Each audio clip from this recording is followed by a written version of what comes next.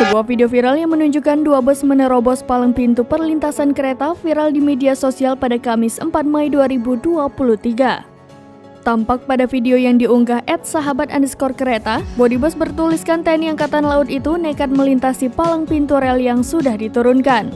Terlihat pengendara lain tertib menunggu untuk mendahulukan kereta yang akan lewat. Namun dua bus TNI Angkatan Laut itu terus melaju di perlintasan. Terdengar suara klakson nyaring dari lokomotif yang akan melintas. Sirene itu berulang-ulang terus dinyalakan sebagai tanda ada kereta yang akan lewat. Tak lama kemudian, sebuah lokomotif tanpa gerbong melintas. Kejadian itu terjadi di pintu perlintasan jalur kereta api di Jalan Kolonel Sugiono, Kota Malang. Belum jelas diketahui pasti kejadian tersebut.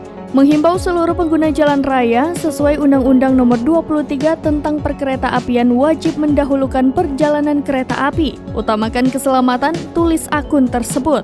Postingan tersebut mengundang perhatian netizen. Video tersebut sudah dilihat 1,2 juta viewers dengan like 8.000.